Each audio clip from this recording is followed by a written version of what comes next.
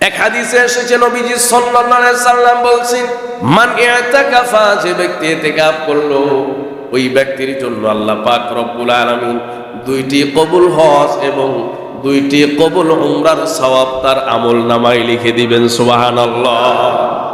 এজন্য আমরা প্রিয় মুসলমান ভাইয়েরা, অনেক সময় আমরা হজ করতে যেতে পারি না, উমরা করতে যাওয়ার মতো সামর্থ্য নাই, কিন্তু ছোট্ট ছোট্ট আমল, গুরুত্বপূর্ণ আমল, এই আমলগুলো আমরা করলে হজ এবং উমরার সওয়াবের ওয়াদা রয়ে গেছে।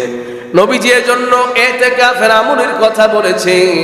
কোন গোলাম যদি 20 রমজান আসরের নামাজের পরে সূর্য ডুবে যাওয়ার আগেই মসজিদে চলে আসে, মসজিদে চলে এসে ইতিকাফের নিয়তে এই 10টা দিন মসজিদে অবস্থান করার নিয়তে এই শাওয়ালের চাঁদ, ঈদের চাঁদ উদিত হওয়ার আগ পর্যন্ত মসজিদে অবস্থান করে, একই সাথে যেমন এই বান্দা ইতিকাফ করার কারণে আশা করা যায় অবশ্যই লাইলাতুল কদর পেয়ে যাবে, 1000 মাস অতিবাহিত করবে, ইবাদতের মর্যাদা পেয়ে যাবে, সম্মান পেয়ে যাবে, সওয়াব পেয়ে যাবে, ঠিক তেমনি ভাবে ওই বান্দার আমলনামায় 2টি কবুল হজ, 2টি কবুল উমরা, এমনকি সাথে সাথে 40 দিন পর্যন্ত ইসলামী রাষ্ট্র পাহারা দেওয়ার যেই সওয়াব, আল্লাহ পাক এই সব সওয়াবগুলো তার আমলনামায় লিখে দিবেন। সুবহানাল্লাহ।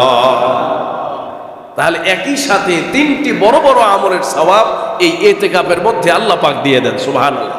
একটা হলো হজের সওয়াব। হজ একটা নির্দিষ্ট আমল, সুনির্দিষ্ট আমল।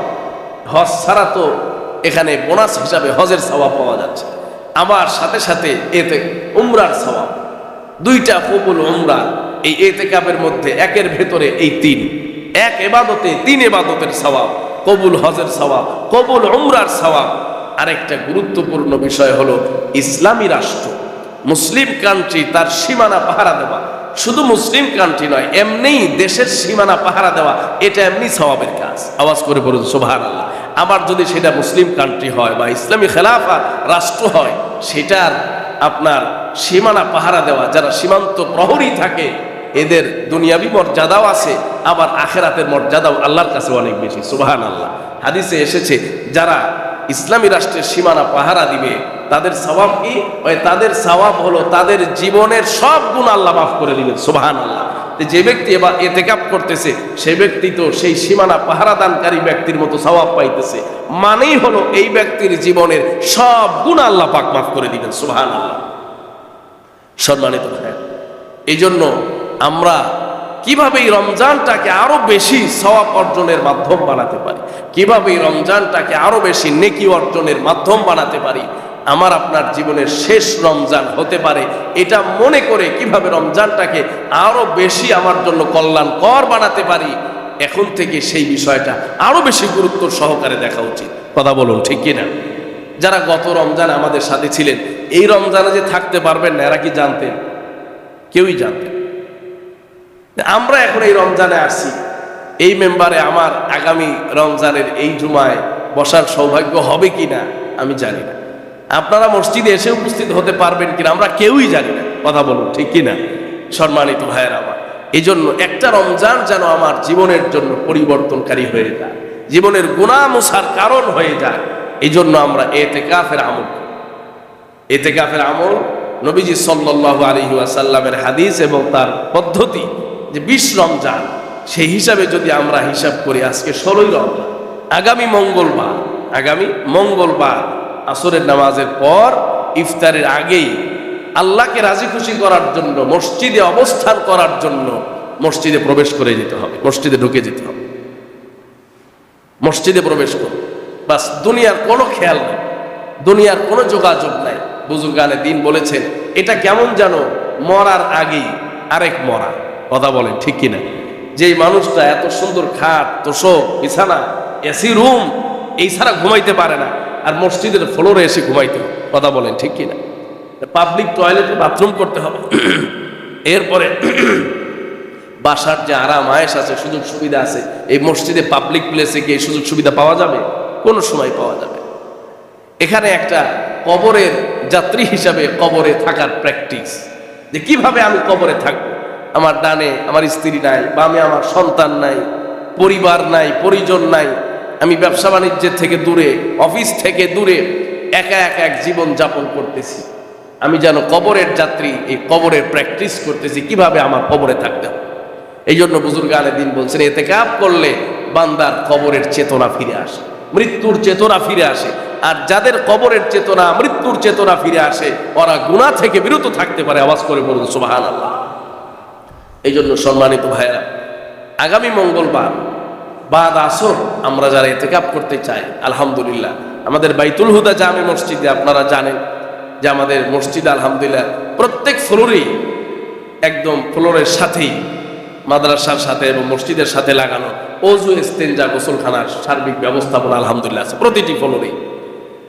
মুরব্বীদের জন্য, যারা বয়স্ক তাদের জন্য নিচতলায় নামার প্রয়োজন হয়, আবার চাইলে তারা সেখানেও জামাতের সাথে নামাজ শরীক হতে পারে। এবং আমরাও মসজিদ পরিচালনা কমিটিও আলহামদুলিল্লাহ তাদের দেখাশোনা, খোঁজ খবর রাখা, সুবিধা অসুবিধার বিষয়গুলো সবসময় তদারকি করা এবং তাদের সাথে সৌজন্যতা রক্ষা করার জন্য সার্বিকভাবে চেষ্টা করা হয়। আলহামদুলিল্লাহ প্রতি বছরই বাইতুল হুদা জামে মসজিদে 15 জন, 18 জন, 20 জন এরকম মুসল্লি আমাদের এখানে ইতিকাফ করেন। সবাই বলেন আলহামদুলিল্লাহ। ইতিকাফ একদিক দিয়ে সুন্নাতে মুআক্কাদা, আর একদিক দিয়ে কিফায়া। কিফায়া মানে সমাজের ওই মহল্লা অবশ্যই কমপক্ষে একজন ব্যক্তি হলেও এই ইতিকাফ করতে, নইলে পুরা মহল্লাবাসী গুনাহগার হয়। এই জন্য আমাদের বাইতুল হুদাতে আলহামদুলিল্লাহ যে সমস্ত ভাইয়েরা, যে সমস্ত মুরব্বীরা, আমার যে সমস্ত বাবাজিরা ইতিকাফ করেন, তারা কিন্তু আমাদের জিম্মাদারি আদায় করতেছে। কথা বলেন ঠিক কিনা? আমরা অনেকেই বসতে পারি না, আসতে পারি না, সময় দিতে পারি না, সেই জায়গাটা ফিল আপ করতেছেন তারা, সেই দায়িত্বটা আদায় করতেছেন তারা।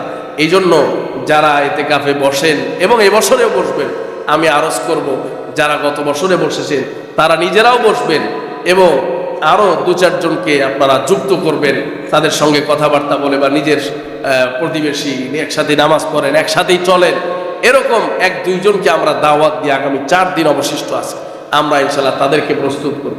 অনেক স্টুডেন্ট আছে যারা কলেজে, ইউনিভার্সিটিতে, স্কুলে পড়াশোনা করছেন, এরকমও কিছু ছাত্র ভাইয়েরা আমাদের মসজিদে ইতিকাফে বসে। এটা তাদের জন্য জীবন পরিবর্তনের বড় একটা উপলক্ষ হতে পারে। 10টি দিন যেই যুবক আল্লাহর ঘরে মসজিদে নিজেকে আবদ্ধ রাখে, আল্লাহকে পাওয়ার জন্য কাটায় দেয়, ওই যুবক অন্য 10টা যুবকের মতো হতে পারে না। কথা বলুন ঠিক কিনা? সম্মানিত ভাইয়েরা, এই জন্য আমাদের যে সমস্ত যুবক ভাইয়েরা, স্টুডেন্টরা আমাদের এখানে বসেন, তাদের প্রতিও আমি বিশেষ দৃষ্টি আকর্ষণ করব। আমাদের মুরব্বীদের প্রতিও আমি বিশেষ দৃষ্টি আকর্ষণ করব যে আজকে আমি চলে গেলে আমার সব কিছুই চলবে। অনেক সময় মনে করি যে আমি না থাকলে এরা কিভাবে চলবে, এই প্রতিষ্ঠান, এই সংসার, এই ব্যবসা কিভাবে চলবে। আসলে আপনি মরে দেখেন, আমি মরে দেখি, সবকিছু আপন হালতে চলবে। আসলে আমি চলতে পারবো কিনা বান্দা এটাই খেয়াল করে নেয়। কথা বলেন ঠিক কিনা? মানুষ কিভাবে চলবে, পরিবার কিভাবে চলবে, এই নিয়ে সে খুব ব্যস্ত ছিল, কিন্তু আসলে সে চলতে পারবে কিনা কবরের জগতে, এই নিয়ে তার কোনো ফিকির ছিল। এই জন্য এখন থেকে আমরা যদি প্র্যাকটিস করি, ছেলে মেয়েদেরকে বোঝানোর চেষ্টা করি যে বাবা না থাকলেও কিভাবে চলতে হয়, দেখো 10 দিন। আমি না থাকলেও কিভাবে চলতে হয়, দেখো 10 দিন। আমি না থাকলেও ব্যবসাটা কিভাবে সামলাইতে হয়, দেখো 10 দিন। সম্মানিত ভাইরা, এই জন্য হলেও সন্তানদের শিক্ষা দেওয়া, নিজের মৃত্যুর স্মরণ উপলব্ধি করা, নিজেকে আখিরাতের জন্য প্রস্তুত করা, এই সার্বিক বিবেচনায় হলেও আমাদেরকে লাইলাতুল কদর পাওয়ার উপলক্ষে মসজিদে 10টি দিন কাটানোর প্রয়োজন আছে না? সম্মানিত ভাইরা, যাদের সুযোগ আছে, অনেক রিটায়ার্ড পারসন আছে, অবসরপ্রাপ্ত, অনেকেই সুযোগ আছে, অনেকের ফুরসত আছে, সময় আছে যথেষ্ট, বাড়িতে অত বেশি গুরুত্বপূর্ণ কাজ তার নাই, আমরা এই সব ব্যক্তিগুলো মসজিদে আমরা এই সময়টা কাটাতে।